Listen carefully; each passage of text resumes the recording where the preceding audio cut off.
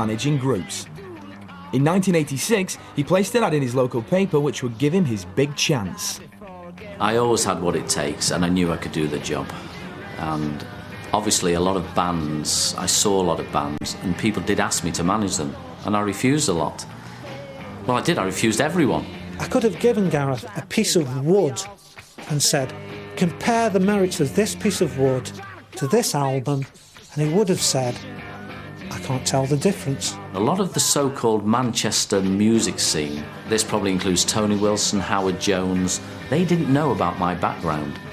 I mean, remember, I'd had Keith Moon in a Ford Zephyr, driving him around Manchester. He now tells everybody that he was a mod in the 60s and, you know, he was a sort of ace face, which is laughable, you know. As far as I'm aware, Gareth never had any musical taste whatsoever. Despite these question marks over his musical pedigree, Evans' search paid off when a young, managerless band called the Stone Roses turned up unannounced at the International. I didn't really have to convince the band that I was the manager for them, because they came to a lot of the gigs we did. A lot may be an exaggeration, but they saw I always had a small entourage and I was always around. And maybe I looked the part in those days. I was a lot younger. First meeting with Gareth Evans, he was very, very cheesy the whole way through. All the time he had a roll of money with a rubber band around it. And every time he stood up or sat down, this money would drop out. Just constant. Like, look at me, I've got money, which was just farcical. I really do believe they saw something about me. Gareth was one of those men who got a bit of a paunch, slightly overweight, wearing tracksuit bottoms with a piss stain on the front and an old pair of trainers. Halfway through the meeting, Evans played his trump card. He said, I sell underpants. He dropped his trousers and he said, I'll sell these. It was just insane. I only pulled my trousers down, showed my knickers.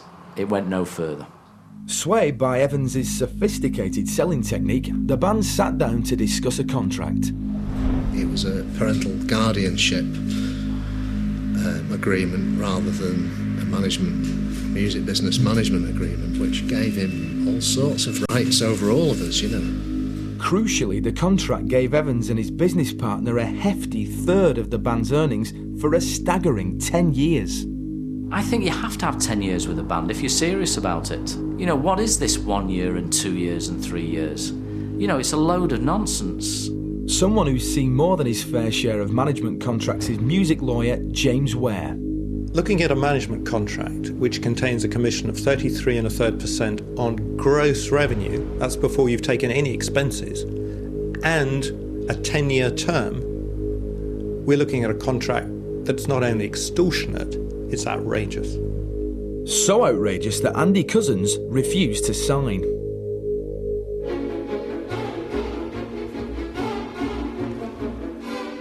With no official contract, Gareth Evans now faced the problem of what to do about the rebel, Andy Cousins.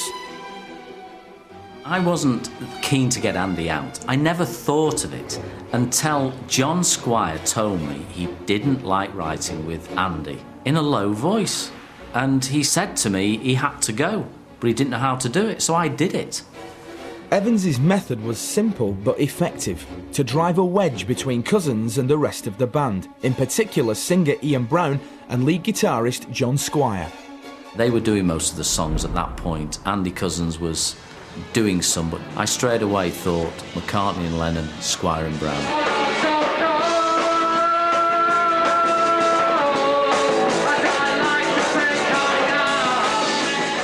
Gareth wanting me out was nothing to do with creative hubs or any of those things.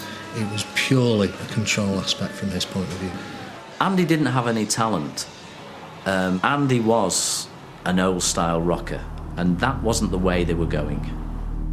With Cousins refusing to budge, events took a dramatic turn. Gareth offered me 10,000 quid to leave the band.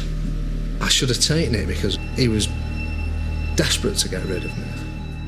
If I'd have made Andy Cousins a cash offer to make him leave, and maybe I did, Maybe I did. He would have took the money. There isn't a man on this planet that wouldn't have took £10,000. Finally, the dispute came to a head. We had a gig in Dublin and I'd got something to do on the Monday morning. So I booked myself a plane home. I didn't think anything of it. Smelling blood, Evans accused Cousins of being disloyal. I blew my top. I was very annoyed. What a dramatic statement, but they went in a van together, they should come back together. For someone to miss that journey back to me is wrong, is wrong. And I could see in the band's eyes that they weren't too chuffed about it. I think he arrived at the offices of the International and started talking to me, and I think between myself and the doorman we tried to wash his hair in the toilet. He's a liar. I was a very nasty young individual and no, he never ever laid a hand on me. In front of the rest of the band, Evans launched into Cousins. Basically, I was the most disloyal person on the planet and I wasn't really interested in what he had to say about it, but I turned round to John and Ian and said, "Are you having this?" Because he was there shouting to the left up and they were sat there. I said, "Are you having this?" And they both went, so just put me and left.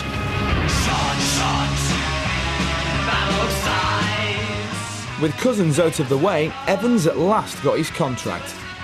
In November 1986, over bowls of spaghetti bolognese, the band met to sign on the dotted line. Surprises me even to this day that John and Ian, who were my closest friends, fell hook, line and sinker for his money drop-in and free haircuts and taking him out for a meal. Even now I can't believe it, and that was all it was with him. I think it was just a control thing.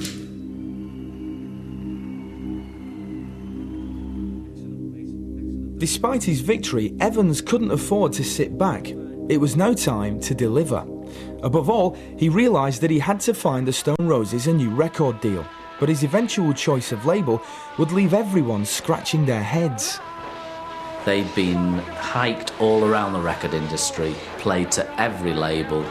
Record companies just didn't want to know, even though I had the International. In desperation, Evans took the drastic step of approaching obscure heavy metal label FM Revolver, run by elaborately coiffured rocker Paul Birch. We were a rock label, and we always have been. And, by that definition, we'd say we would do every kind of rock, punk, metal, indie, every kind of guitar music.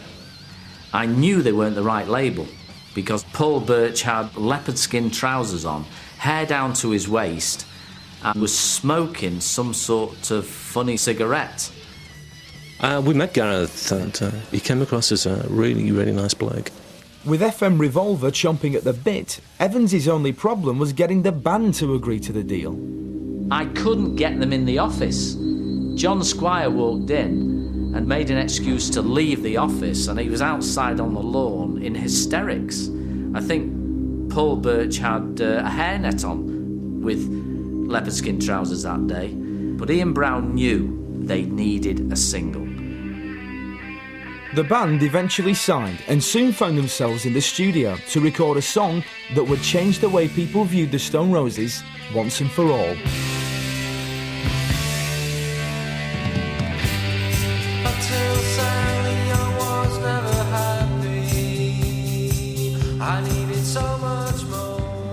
I remember in Sally Cinema for the first time and thinking, I can do that, I can write songs like that. And it was just